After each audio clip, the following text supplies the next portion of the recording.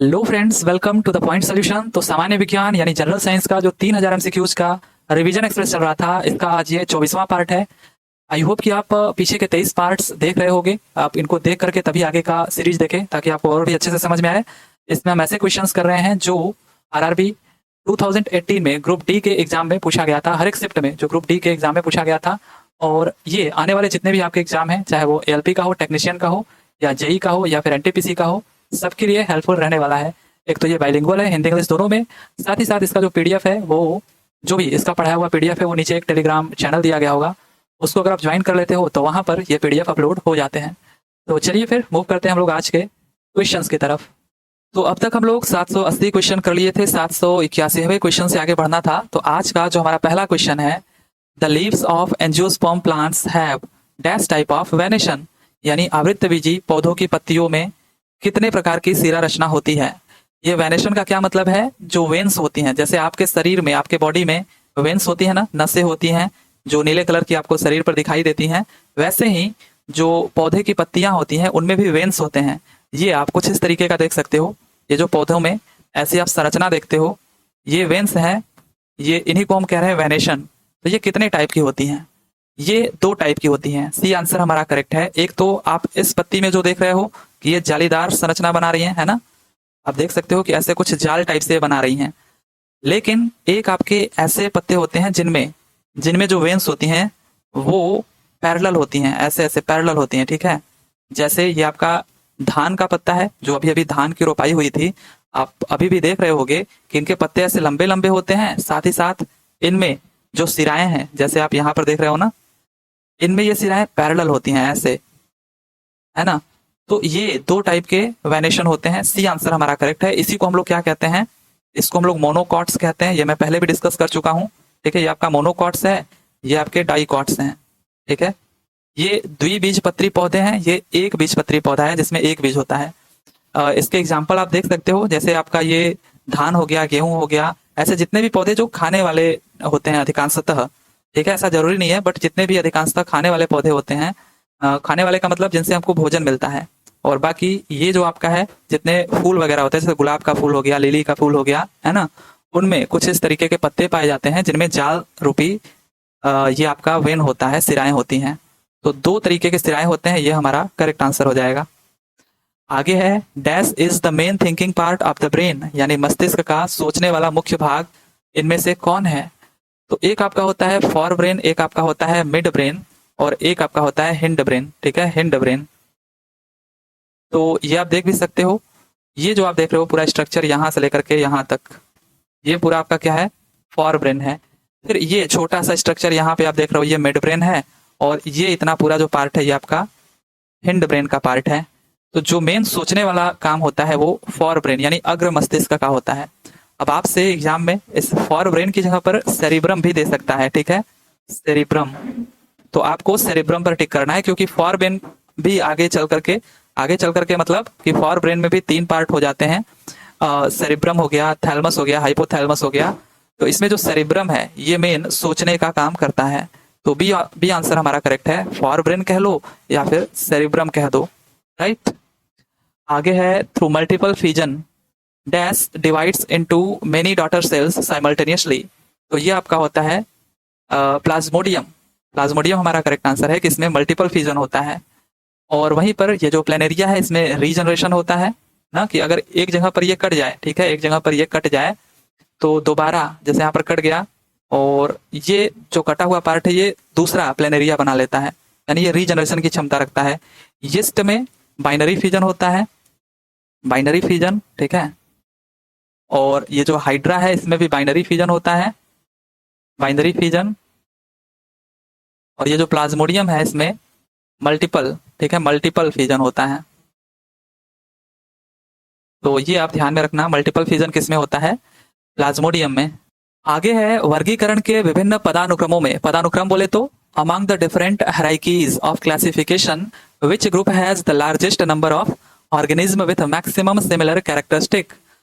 तो अगर हम बात करें वर्गीकरण के विभिन्न पदानुक्रमों में, जो किंगडम होता है जिसको हिंदी में जगत कहते हैं, इसमें मैक्सिमम नंबर ऑफ ऑर्गेनिज्म होते हैं जिनके लक्षण, जिनके कैरेक्टरिस्टिक एक जैसे होते हैं। जबकि जो स्पेसीज, जो जाति होती है इनमें मिनिमम नंबर ऑफ कह सकते हो या फिर सबसे कम ऑर्गेनिज्म होते हैं जिनके लक्षण एक जैसे होते हैं। ठीक है, यानी वेरी स्पेसिफिक होते हैं ये, जो कि क्लोजली रिलेटेड ऑर्गेनिज्म होते हैं।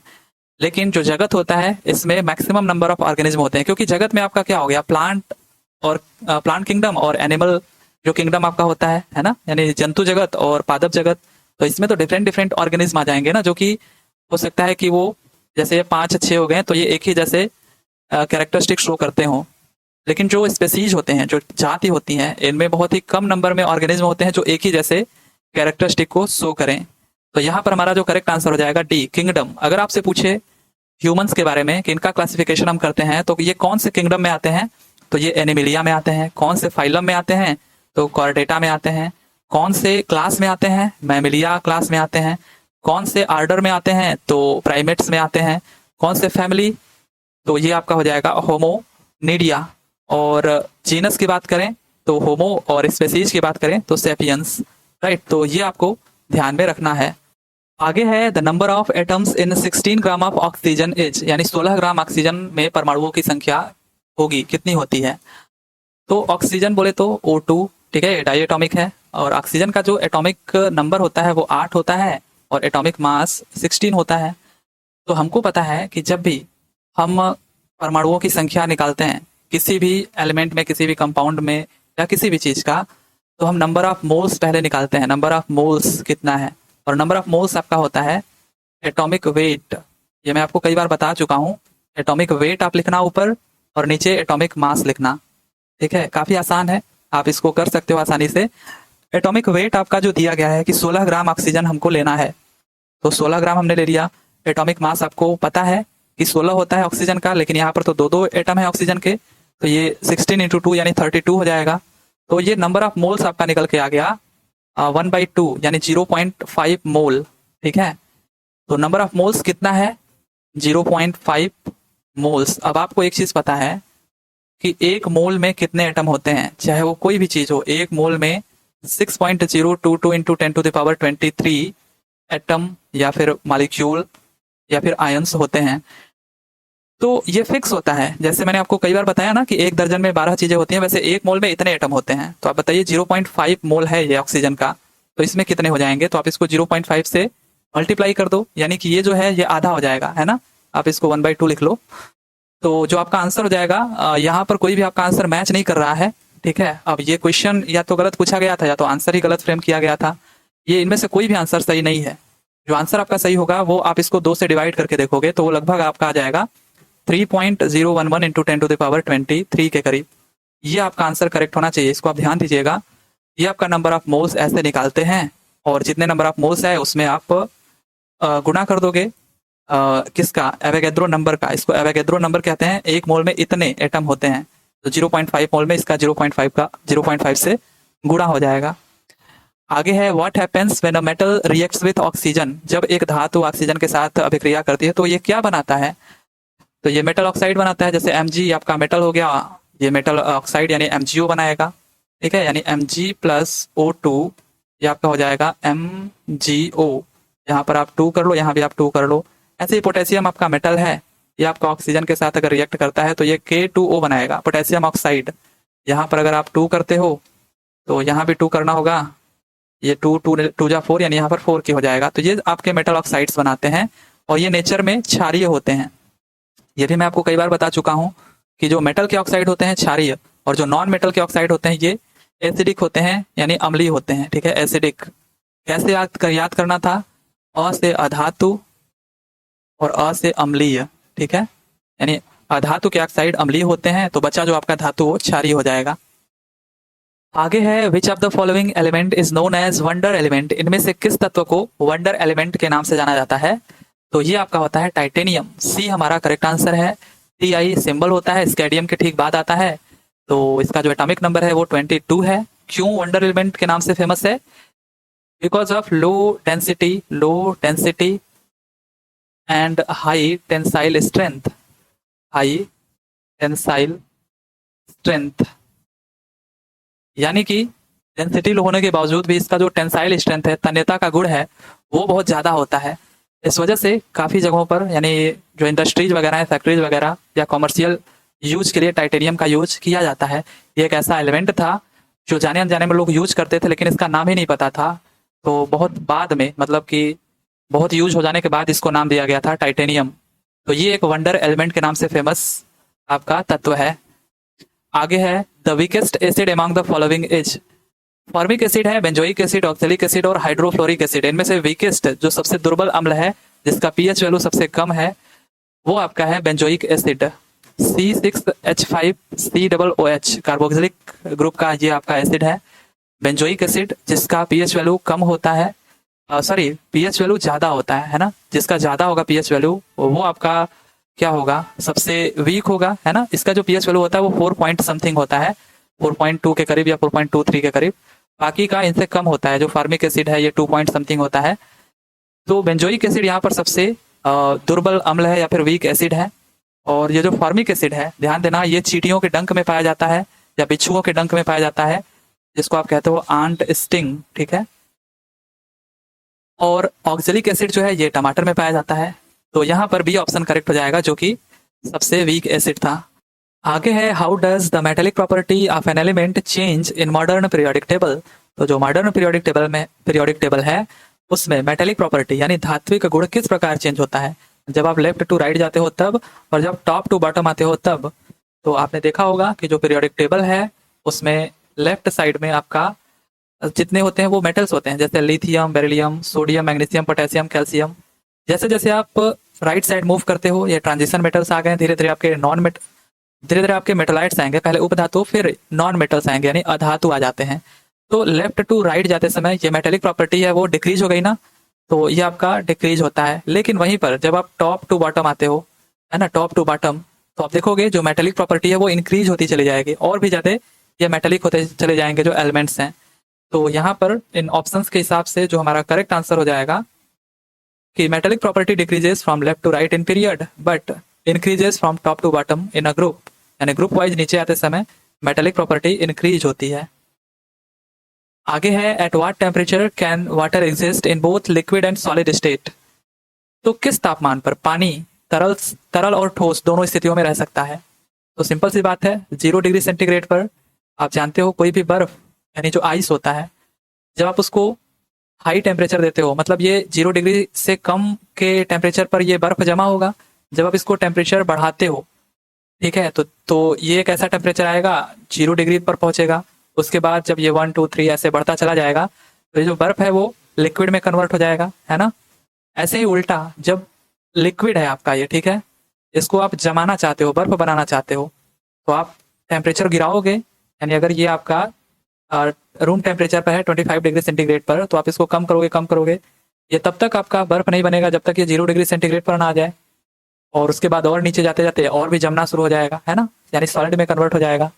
तो ये 0 डिग्री सेंटीग्रेड पर लिक्विड और ठोस यानी तरल और ठोस दोनों स्थितियों में रह सकता है। बी आंसर हमारा करेक्ट हो जाएगा। आगे है when you put acetone on your palm and your palms feel cool due to which one of the given reaction this happens. यानी जब आप अपनी हथेली पर एसीटोन डालते हो तो आपकी हथेलियों में ठंडक महसूस होती है। अब ये जो ठंडक महसूस होती है ये दी गई अभिक्रियाओं में से ऐसा किसके कारण होता है। तो ये होता है इवोपरेशन के कारण, वाष्पीकरण के कारण। सीधा सा एग्जांपल आप समझो कि जब एक कढ़ाई जो होती है, इस कढ़ाई में जब आप ये कढ़ाई मतलब आप इसको गैस पर रख दो, इसको जला करके, तो जब ये गर्म होती है, ठीक है, अभी आप इसमें कुछ मत डालो, डायरेक्टली इसे पानी छिड़क दो। या तवे पर जब आप पानी छिड़कते हो, है ना, तवा जब गर्म होता है तब, तो आप देखे हो तुरंत वहां पर पानी के छोटे छोटे ऐसे ड्रॉपलेट्स बन जाते हैं और ये वाष्प बन करके उड़ जाते हैं और इस तवे को ठंडा कर देते हैं, है ना। तो यही चीज अब एसीटोन के भी साथ हो रहा है। ये इतना, इसका जो सब्लिमेशन प्रॉपर्टी होता है इतना अधिक होता है कि ये डायरेक्टली ठोस से आपका वाष्प में बदल जाता है ना, यानी कि गैस में बदल जाता है। सॉलिड से सीधा गैस में बदल जाता है जो आपका एसीटोन होता है। तो इसको जैसे ही आप अपने हथेली पर रखते हो, तो यही चीज हो रहा है कि हथेली की जो गर्मी है, जैसे यहाँ पर तवे की गर्मी है, वैसे ही जो आपके हाथ की गर्मी है उसकी वजह से ये डायरेक्ट इसका सब्लिमेशन हो गया। ये जो ठोस रूप में था वो वाष्प बन करके उड़ जाता है और आपके हाथ का जो गर्मी था उसको भी उड़ा करके ले जाता है। इस वजह से आपको ठंडक महसूस होती है। तो ये किसके कारण होता है? इवोपरेशन के कारण। बी ऑप्शन हमारा करेक्ट है, वाष्पीकरण। एसीटोन का यूज नेल में, जो आप अपने नाखून में जो पॉलिश लगाते हो ना, उसको हटाने के लिए भी किया जाता है। आगे है अक्वाइन और feather and brick are dropped simultaneously in a vacuum. Which of the following statement is true in this situation? एक सिक्का है, एक पंख है और एक ईंट है। इसको निर्वात में यानी वैक्यूम में एक साथ गिराया जाता है, तो इनमें से क्या होगा? तो ये तो आपको पता होगा कि अगर वैक्यूम में आप गिरा रहे हो तो कोई भी रेजिस्टेंस उसको नहीं मिलेगा, चाहे वो एयर का हो चाहे वो किसी ऑब्जेक्ट का हो। जब कोई उसको रेजिस्टेंस नहीं मिलेगा, कोई उसको रोकेगा नहीं, तो सारे के सारे, चाहे वो क्वाइन हो चाहे वो आपका फेदर हो चाहे वो आपका ब्रिक हो, सारे के सारे एक साथ गिरेंगे, ठीक है, एक ही टाइम में। तो यहाँ पर जो आपका करेक्ट आंसर हो जाएगा कि पंख, सिक्का और ईंट सभी एक साथ नीचे पहुंचेंगे। सी हमारा करेक्ट आंसर हो जाएगा। आगे है the ability of a medium to refract light is also expressed by its, यानी किसी माध्यम की प्रकाश को अपवर्तित करने की क्षमता को इसके किसके द्वारा भी व्यक्त किया जाता है। तो ये रिफ्रैक्शन की बात कर रहा है। अब कोई लाइट रे ऐसे आ रही है तो कब रिफ्रैक्ट होगी? ऐसा तो है नहीं कि अगर ये वैक्यूम है या अगर आपका ये वैक्यूम है तो वैक्यूम से वैक्यूम में ही रिफ्रैक्ट हो जाएगी। कोई ना कोई मीडियम तो चेंज होगा ना। ये ऊपर का मीडियम वैक्यूम होगा तो नीचे का एक मीडियम चेंज हो जाएगा। ये मान लेते हैं हम ग्लास हो गया, तभी तो हम कहेंगे कि ये लाइट आकर के रिफ्रैक्ट हुई। और वैसे भी आपको पता है कि लो रिफ्रैक्टिव इंडेक्स से हाई रिफ्रैक्टिव इंडेक्स में अगर कोई लाइट रे आती है तो स्पीड एक तो उसकी कम हो जाती है और नॉर्मल की तरफ झुक जाती है। तो हम कैसे इसको डिफाइन कर सकते हैं कि इसका जो डेंसिटी है, लाइट की जो डेंसिटी यहाँ पर है वो क्या है? कम है, और यहाँ पर जो लाइट की डेंसिटी अधिक है। कुछ इस तरीके से डिफाइन आप करोगे ना, तो कैसे हम इसको व्यक्त कर सकते हैं refractive index, refraction of light को? तो लाइट डेंसिटी यानी प्रकाश घनत्व के द्वारा भी व्यक्त कर सकते हैं। आगे है a more powerful engine can do more work in less time. For example, an aeroplane covers a greater distance in less time than a car. So an aeroplane is more powerful than a car. Which of the following is an example of this? अब आप ही बताओ कि एक हवाई जहाज जो है वो कार की तुलना में कम समय में अधिक दूरी तय कर लेती है। तो ये पूछ रहा है अतः हवाई जहाज कार से अधिक शक्तिशाली है। यह निम्न में से किसका उदाहरण है, ये हमको बताना है। तो सिंपली ये किसका उदाहरण है? ये क्वेश्चन देखिए हर जगह पे सिंपल तरीके से पूछा था, कितना घुमा फिरा करके पूछा है। आपको पता है ना कि जो पावर होता है वो एनर्जी अपॉन टाइम होता है, यानी कितने समय में आप कितना जूल कार्य कर रहे हो, ठीक है, कितने सेकंड में कितना जूल कार्य कर रहे हो, ये आपके पावर को डिफाइन करता है। वही यहाँ पर पूछा है कि एक एरोप्लेन है वो कम समय में ज्यादा जूल एनर्जी, ठीक है, ज्यादा कार्य कर ले रही है। तो ये किसको डिफाइन करता है? ये पावर को डिफाइन करता है। बी हमारा करेक्ट आंसर है। बाकी इस शिफ्ट में कितना आसान तरीके से पूछा था, इस शिफ्ट में कितना घुमा फिरा करके पूछा है। पावर हमारा करेक्ट आंसर हो जाएगा। P is equals to E/T। आगे है boy of mass 50 kg climbs 41 steps in 10 seconds. If the height of each ladder is 15 centimeter, find its power. Again आपको पावर पता करना है। अगर आपको पावर पता करना है तो पावर इज इक्वल्स टू, अभी हम पढ़ के आ रहे हैं, एनर्जी अपॉन टाइम। तो हमको एनर्जी अगर पता चल जाए कि ये जो लड़का सीढ़ी चढ़ रहा है कितना एनर्जी, देखिए चढ़ने का मतलब मैंने आपको कई बार बताया है कि अगर सीढ़ी पर कोई चढ़ रहा है ऐसे ऐसे या कहीं भी हाइट पर है वो, जब वो हाइट पर पहुंचेगा तो इसमें कौन सी एनर्जी स्टोर हो जाएगी? Potential energy. और ये जो पोटेंशियल एनर्जी है वही यहाँ पर एनर्जी बनेगी, और उसको अगर टाइम से डिवाइड कर दोगे तो पावर पता चल जाएगा। अब आप देख लो ये जो एनर्जी होगी कितनी हो जाएगी? Potential energy mgh। मास आपको गिवन है 50 kg, जी की वैल्यू आपको गिवन है 10 metre per second square, H की वैल्यू आपको गिवन है, टोटल 41 स्टेप्स हैं सीढ़ी के और हर एक स्टेप 15 सेंटीमीटर का है। तो 41 इंटू 15 सेंटीमीटर को हम मीटर में चेंज करेंगे क्योंकि हाइट मीटर में होता है, तो 100 से डिवाइड कर देते हैं। तो ये आपका हो गया 41 इंटू 15 अपॉन 100। ये एनर्जी हो गया, इसी में आप टाइम से मल्टीप्लाई कर दो कितने सेकंड में ये चढ़ रहा है। तो सेकंड आपको दिया गया होगा 10 सेकंड में चढ़ता है, तो 10 आप नीचे रख दो। ये आपका आ गया power. Power is equals to ये एनर्जी अपॉन ये टाइम। आप इसको सॉल्व कर लो। ये 10 से 10 टोटल कट गया और ये 50 दूनी के 100 हो गया और ये 21 दूनी के 42 यानी 20.5 है। ये 15 पचे 75, 15 शून्य शून्य और ये आपका हो गया 7, 15 दूनी के 30 यानी 307.5। बी आंसर हमारा करेक्ट हो जाएगा। तो मेन यही समझना था कि पावर हमारा क्या होता है, एनर्जी अपॉन टाइम, जिसमें अगर आप ऊपर चढ़ रहे हो तो आप कौन सी एनर्जी स्टोर कर रहे हो? Potential energy. आगे है the momentum of a body is 50 kg metre per second and the velocity is 5 metre per second. What is the mass of the body? तो क्या होगा? मास पूछ रहा है, P इज इक्वल्स टू होता है mv, ये आपका मोमेंटम होता है, ये आपका मास होता है केजी में, ये आपका वेलोसिटी है। तो मोमेंटम दिया हुआ है 50, मास आपको पूछ रहा है, और ये वेलोसिटी गिवन है 5 मीटर पर सेकेंड, तो मास आपका आ गया 50/5, दैट मीन्स 10। इसमें तो पेन पेपर भी उठाने की जरूरत नहीं थी, बट जो यूनिट है ध्यान देना, ये आपका क्या है? केजी मीटर पर सेकेंड, और नीचे आपका क्या है? मीटर पर सेकेंड, है ना? ये कटेगा। तो वैसे भी आपसे मास पूछा है, तो मैं क्यों आपको ध्यान दिलवा रहा हूँ कि आप ध्यान रखना, केजी ही आपका करेक्ट आंसर हो जाएगा, राइट। आगे है the density of an object of mass 300 kg and volume 150 metre cube will be. तो डेंसिटी बताना है आपको, कितना है घनत्व। तो आपको पता है ना डेंसिटी क्या होता है? मास पर यूनिट वॉल्यूम कह लो, या फिर मास अपन वॉल्यूम कह लो सिंपली। तो मास आपका कितना है यहाँ पर? 300 kg है, और वॉल्यूम जो वो आपका है 150 मीटर क्यूब। तो ये आपका कट गया, ये 15 दूनी के 30 हो गया। सो इसमें भी पेन पेपर उठाने की जरूरत नहीं थी। 2 kg पर मीटर क्यूब आ जाएगा। तो फर्स्ट ऑप्शन हमारा करेक्ट हो जाएगा, 2 kg पर मीटर क्यूब, ये आपका हो जाएगा वॉल्यूम। आगे है which of the following is the equation of motion time relation. तो मोशन बोले तो जो वेलोसिटी होता है और टाइम के बीच रिलेशन कौन बताता है इसमें से? ये जो मोशन के इक्वेशंस हैं, तो v is equals to u plus at, जो वेलोसिटी और टाइम में रिलेशन बताता है। तो डी ऑप्शन हमारा करेक्ट हो जाएगा। आगे है what will be the work done in passing a charge of 5 coulomb between 2 points having a potential difference of 13 volt. तो ये भी काफी एक इंटरेस्टिंग सा सवाल है कि 13 वोल्ट के विभवांतर वाले दो बिंदुओं के बीच 5 कूलम के आवेश को प्रवाहित करने में किया गया कार्य कितना होगा। तो डायरेक्ट फार्मूला आप लिख करके बता सकते हो, बट आप जानो कि वो आया कैसे। हम अभी अभी पढ़ के आ रहे हैं कि पावर हमारा जो होता है वो क्या होता है? P is equals to E upon T, यानी कितने समय में हम कितना कार्य कर ले रहे हैं। और P इज इक्वल्स टू हमको ये भी पता है V इंटू आई, है ना। ये आई आपका क्या है? इलेक्ट्रिक करंट है, ये आपका वोल्टेज है। तो पावर और यहाँ पर जो वी आई है, अगर आप दोनों साइड टाइम का मल्टीप्लाई कर दो, है ना, टाइम का मल्टीप्लाई कर दो, तो ये आपका क्या हो गया? P into T. P into T क्या हो जाएगा? एनर्जी हो जाएगा ना। तो ये एनर्जी हो गया। और ये जो वी आई टी है, इसमें जो आई टी है वो क्या है? Q is equals to I T होता है ना, आई इंटू टी यानी चार्ज। तो V इंटू इस आई टी के यहाँ पर आप Q रख दो, तो देखिए आपका बन गया ना जो आपको चाहिए था। चार्ज आपको गिवन है 5 कूलम का, और ये आपको वोल्टेज गिवन है 13 वोल्ट का, तो 13 इंटू 5, ये आपका एनर्जी आ गया 65।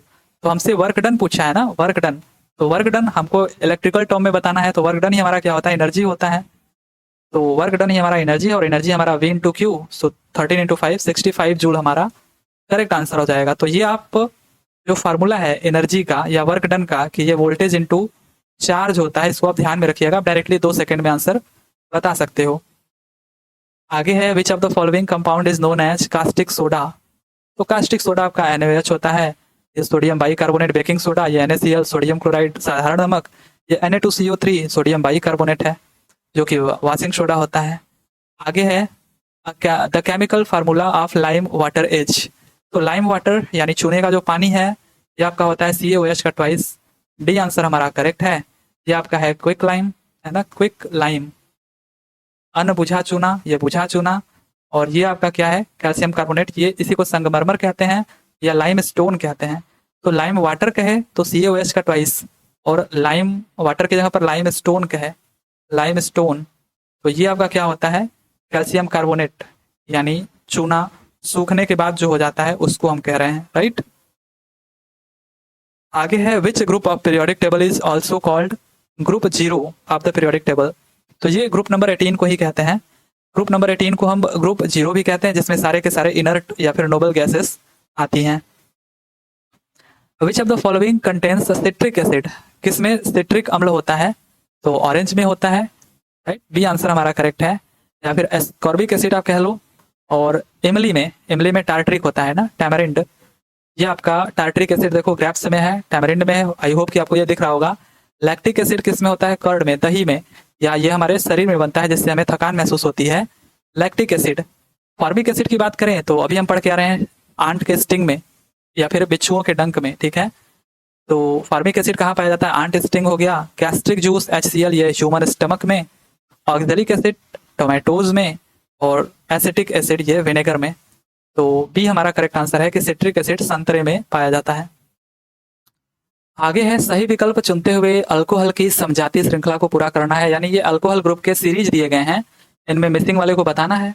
तो साफ साफ दिख रहा है, यहाँ पर 1 कार्बन है, यहाँ पर 2 कार्बन है, तो 3 कार्बन वाला होगा, तो ये 5 कार्बन वाले तो वैसे ही गलत हो गए। बचा ये आपका, आपको पता है CnH2n+1OH ये फार्मूला होता है अल्कोहल का, इसमें हमको 3 कार्बन चाहिए, यानी n की वैल्यू 3 चाहिए, तो रख दो C3, यहाँ पर 3 2 जा 6 + 1 H7OH।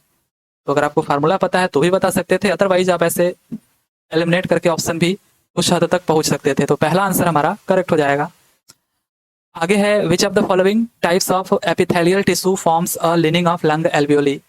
जब हम सांस लेते हैं तो ऑक्सीजन अंदर लेते हैं एयर से, है ना, और इसी समय जो हमारे ब्लड में कार्बन डाइऑक्साइड युक्त जो ब्लड फ्लो हो रहा होता है हमारे शरीर में, जिसको हम इम्प्योर ब्लड कहते हैं, इम्प्योर ब्लड, वो हमारे शरीर के डिफरेंट डिफरेंट पार्ट से होता हुआ इस एल्वियोली के पास आता है। ये एल्वियोली है, ये अंगूर के गुच्छों की तरह दिख रहा है ना, ये एल्वियोली है जो कि हमारे लंग्स में होता है, ठीक है। ये जो हमारा फेफड़ा होता है ना, इसमें ऐसे कई सारे ब्रांच जो बने होते हैं, उसमें छोटे छोटे अंगूर के गुच्छे की तरह ये एल्वियोली होता है। यहीं पर ये जो ब्लड आ रहा है, जो कार्बन डाइऑक्साइड लेकर के आ रहा है, वो दे देता है इस फेफड़े को एल्वियोली के थ्रू, ठीक है। यानी ये फेफड़े में चला जाता है कार्बन डाइऑक्साइड, फिर बाहर निकल जाता है हमारे हमारे शरीर के बाहर निकल जाता है नाक से मतलब कि वही मुंह से या फिर नाक से, जनरली मतलब हम कहते हैं नाक से निकल जाता है। अब यहाँ पर जो ऑक्सीजन हम लिए हैं अंदर अपने, वो इस एल्वियोली से होते हुए इस ब्लड में मिल जाता है। ऑक्सीजन इस ब्लड में मिल जाएगा तो ये प्योर हो जाएगा, इसी को हम कहते हैं प्योर ब्लड, जो कि हमारी आर्टरीज में फ्लो होती हैं और ये वेंस में फ्लो होती हैं, है ना, जो नसें होती हैं। तो ये जो प्योर ब्लड है अब वो शरीर के डिफरेंट डिफरेंट पार्ट्स तक चला जाएगा। तो यहाँ पर क्या हुआ, गैस का एक्सचेंज हुआ, कार्बन डाइऑक्साइड अंदर गया और ऑक्सीजन यहाँ से बाहर आया, इसी को हम लोग एल्वियोली कहते हैं। अब ये पूछा है जो एल्वियोली है ये एक एपिथेलियल टिश्यू है, एपिथेलियल टिश्यू से बना हुआ है, लेकिन ये किस टाइप का एपिथेलियल टिश्यू है? तो ये आपका स्क्वैमस टाइप का होता है, कुछ इस तरीके का, राइट। तो सी आंसर हमारा करेक्ट हो जाएगा, स्क्वैमस। आगे है reflected ray passes through principal focus when incident ray, यानी इंसिडेंट रे कैसा होना चाहिए कि रिफ्लेक्टेड रे प्रिंसिपल फोकस यानी मुख्य फोकस से गुजरे। तो अगर मैं यहाँ पर एक मिरर को ले लूँ, ठीक है, एक मिरर को ले लूँ और ये हमारा क्या है, कॉनकेव मिरर, ऐसे ही मैं यहाँ पर एक कॉन्वेक्स मिरर भी ले लेता हूँ। तो ये अगर आपका प्रिंसिपल एक्सिस है और ये फोकस हो गया, ये आपका रेडियस ऑफ कर्वेचर हो गया, तो कह रहा है रिफ्लेक्टेड रे, यानी रे आया होगा कहीं से भी और रिफ्लेक्ट हुआ होगा इस रिफ्लेक्टिंग सरफेस से और फोकस से होकर के जा रहा है। तो इंसिडेंट रे कैसा होना चाहिए, ये आपका होना चाहिए पैरेलल टू प्रिंसिपल एक्सिस, ठीक है, यानी पैरेलल टू इस, ये प्रिंसिपल एक्सिस है, इसके पैरेलल अगर रे आती है, रिफ्लेक्ट होती है, तो वो मुख्य फोकस से होकर के जाती है, ये आपको पता होगा। बाकी दूसरा चीज, अगर ये इंसिडेंट रे फोकस से होकर के जाती तो इस प्रिंसिपल एक्सिस के पैरेलल हो जाती। अगर ये इंसिडेंट रे इस रेडियस ऑफ कर्वेचर से होकर के जाती, ठीक है, इस रेडियस ऑफ कर्वेचर से होकर के जाती, तो ये यहीं से रिफ्लेक्ट होकर के वापस इसी रेडियस ऑफ कर्वेचर पर चली जाती। तो ये इतना चीज आप ध्यान में रखिएगा। बाकी अगर ये कॉन्वेक्स मिरर होता, कॉन्वेक्स मिरर, तो ये जो पैरेलल रे आ रही है ये मुख्य फोकस से ना होकर के जाके बल्कि यहीं से रिफ्लेक्ट होकर के ऐसे ऊपर चली जाती, लेकिन ऊपर भी ये जो एंगल बनाती वो इस तरीके के बनाती कि ये आगे, ठीक है, इस मिरर के पीछे आप कह लो कि इसके मुख्य फोकस से जाते हुए प्रतीत होती, ठीक है, ये रियल में नहीं बस प्रतीत होती। तो यहाँ पर तो हमसे पूछा है कि वो मुख्य फोकस से होकर के गुजरे, तब ये जो आपका इंसिडेंट रे है वो कैसा होना चाहिए, तो ये केस कॉनकेव मिरर के साथ आएगा। तो ये आपका पैरेलल होना चाहिए to principal axis of concave mirror. यहाँ पर आपको ऑप्शन में कॉन्वेक्स मिरर भी दिया है कि is parallel to principal axis of convex mirror, तो ये गलत हो जाएगा क्योंकि कॉन्वेक्स मिरर में रिफ्लेक्ट हो जाती है ऐसे बाहर की तरफ, लेकिन जाती हुई प्रतीत होती है मुख्य फोकस से। तो इसमें आप डिफरेंस समझिएगा, राइट। आगे है why is carbon monoxide and air pollutant. Carbon monoxide वायु प्रदूषक क्यों है? क्योंकि अगर कार्बन मोनोऑक्साइड हमारे शरीर में एंटर कर जाता है, ठीक है, हमारे शरीर में एंटर कर जाता है, तो हमारे शरीर में जो भी ब्लड फ्लो हो रहा था उसको ये उसमें ऑक्सीजन की कमी कर देती है। जो प्योर ब्लड फ्लो हो रहा था ना, तो वो ऑक्सीजन की कमी कर देती है, और ऑक्सीजन की अगर कमी हो गई तो फिर आप जानते हो क्या होगा। तो हम कह सकते हैं यहाँ पर because it reduces oxygen carrying capacity of blood. D हमारा करेक्ट आंसर हो जाएगा। आगे है what is the suffix in the name propanoic acid. तो ये तो आप डायरेक्टली नकल मार सकते हो। प्रफिक्स आगे वाले को कहते हैं, सफिक्स पीछे वाले को कहते हैं। हमसे सफिक्स पूछा है तो ये ओइक एसिड इसका सफिक्स हो जाएगा। अगर प्रफिक्स पूछा होता तो ये PROP प्रोप हो जाता। प्रोप का मतलब है 3 कार्बन, 1 कार्बन का मतलब मेथ, 2 कार्बन का मतलब एथ, राइट। ये प्रोप। ऐसे ही 4 अगर होता कार्बन तो ये ब्यूट हो जाता। ये इनके प्रफिक्स हैं। तो फर्स्ट ऑप्शन हमारा करेक्ट है। आगे है a bulb draws 36 watt when connected to a 12 volt supply. If it is connected to a 6 volt supply then power consumed will be. काफी आसान सा सवाल है। यहाँ पर हमको देखना होगा कि एक 12 वोल्ट बैटरी से कोई बल्ब कनेक्ट हो रहा है, तो ये 36 वाट कंज्यूम कर रहा है। अब यही जो बल्ब है, सेम बल्ब को अगर हम 6 वोल्ट वोल्टेज दें तो ये कितना पावर कंज्यूम करेगा, ये क्वेश्चन है। तो अब इस बल्ब का कोई फिक्स चीज हम ढूंढ लेते हैं, तभी तो हम बता पाएंगे। तो इस वोल्टेज और पावर में एक रिलेशन होता है जिससे हम इसका रेजिस्टेंस ढूंढ पाएंगे, क्योंकि रेजिस्टेंस ही एक ऐसी चीज है जो इन दोनों में सेम रहेगी, फिक्स रहेगी। बाकी सब चीजें तो बदलती रहेंगी। तो R इज इक्वल टू क्या होता है ये हमको पता करना है, और हमको पता है V पावर जो होता है वो V²/R होता है। ठीक है, वोल्टेज, रेजिस्टेंस और पावर में ये रिलेशन होता है। तो यहाँ से आप R निकाल लो। R इज इक्वल टू हो जाएगा आपका V²/P।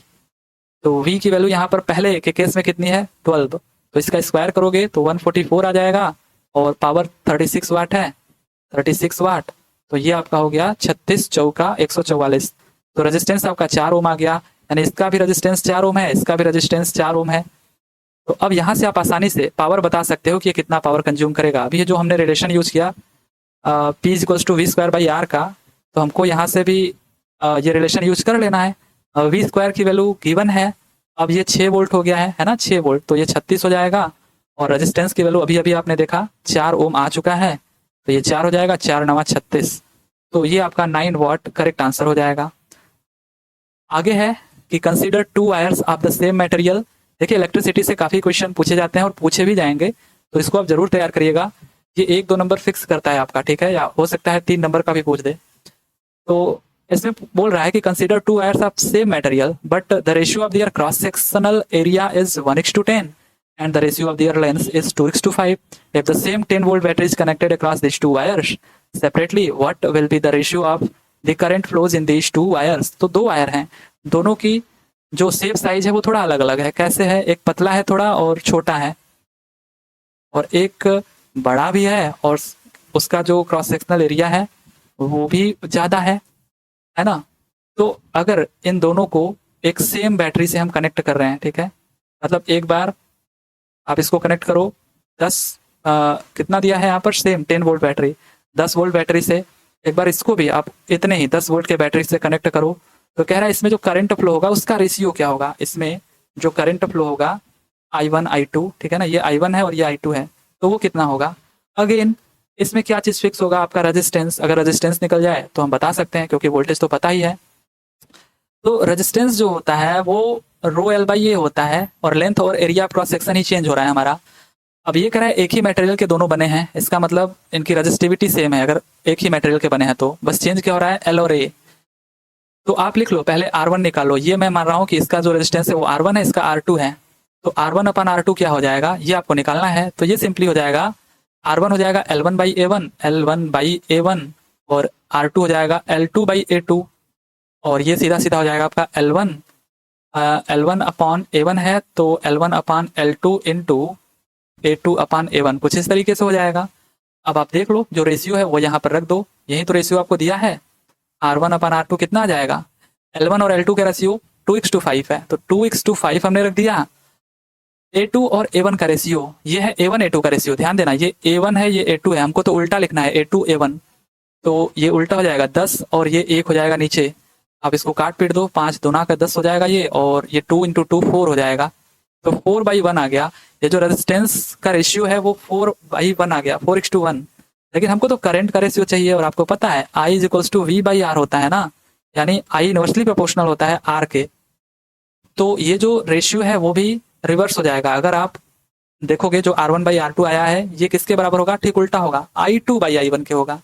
ठीक है, R1 जहां पर है वहां पर I2, जो R2 है वहां पर I1।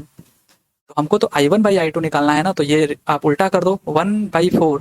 तो पहला ऑप्शन हमारा करेक्ट हो जाएगा कि जो I1 और I2 का रेशियो है वो 1/4 हो जाएगा। ठीक है, अगर इसमें 1 एम्पियर की करंट जा रही है तो इसमें 4 एम्पियर की करंट जाएगी। वैसे भी ये आप देख सकते हो लंबा भी है, मोटा भी है, तो इसमें ज़्यादा करंट फ्लो होगी। आगे है, in an electric circuit if power voltage and resistance are represented by P V and R respectively then the correct relation between them is. तो अभी हम पढ़ के आ रहे हैं कि पी वी और आर में क्या रिलेशन था, P is equals to V²/R। तो पहला ही ऑप्शन करेक्ट हो जाएगा। आगे है, which of the following is similar to the plasma of blood but is colourless and contains less protein. तो इनमें से क्या रक्त के प्लाज्मा के समान है लेकिन रंगहीन और इसमें कम प्रोटीन होता है, तो ये है लसिका, लिम्फ। ठीक है, ये आपका प्लाज्मा के ही समान है लेकिन रंगहीन है और इसमें प्रोटीन कम होते हैं। आगे है, when an object is kept at the centre of curvature of a concave mirror the image will be. ये भी काफी आसान, वही जो कॉन्केव मिरर भी हम लोग देख के आ रहे हैं, ये आपका कॉन्केव मिरर है, इसमें ये अगर आपका फोकस है या आपका रेडियस ऑफ कर्वेचर है, तो अगर इस पर आपका ऑब्जेक्ट रखा है तो इससे पास होने वाली जो रे पैरेलल जाएगी वो फोकस से होकर के जाएगी और जो फोकस से होकर के जाएगी वो इसके पैरेलल हो जाएगी। तो यहाँ पर आप देख लो, यहीं पर कहीं पर इमेज बनेगा, ये रेडियस ऑफ कर्वेचर पर ही बनेगा अगर आप ठीक से ड्रॉ करोगे तो। ठीक है, यानी ये कहाँ बनेगा, सेंटर ऑफ कर्वेचर जिसको बोलते हैं, ठीक है, वक्रता केंद्र। तो पहला ऑप्शन हमारा करेक्ट हो जाएगा। आगे है, when zinc granules react with dilute sulphuric acid a colourless gas is produced which Burns with a dash. यानी ये जो जस्ता के दाने होते हैं सल्फ्यूरिक अम्ल के साथ अभिक्रिया करते हैं तो एक रंगहीन गैस उत्पन्न होती है जो कैसे जलती है, यानी किसके साथ जलती है। तो ये जब रंगहीन बोली दिया तो सारे कलर तो आपके खत्म हो जाएंगे। ये पॉप साउंड यानी पॉप ध्वनि करते हुए जलती है। कौन सी गैस निकलती है, हाइड्रोजन गैस निकलती है। ठीक है, जब आप जिंक ग्रैनुअल्स, जिंक के दाने को इस डाइल्यूट सल्फ्यूरिक एसिड के साथ रिएक्ट कराते हो तब हाइड्रोजन गैस निकलती है जो पॉप साउंड करते हुए जलती है। तो फर्स्ट ऑप्शन हमारा करेक्ट हो जाएगा। तो ये रहे आज के क्वेश्चंस। आई होप कि आपको पसंद आया होगा। अगर पसंद आया होगा तो इस वीडियो को लाइक करिएगा, चैनल को सब्सक्राइब करिएगा और शेयर करिएगा, केवल हमारे मोटिवेशन के लिए, राइट। तो चलिए फिर मिलते हैं अगले वीडियो में, तब तक के लिए thank you, tata and bye bye.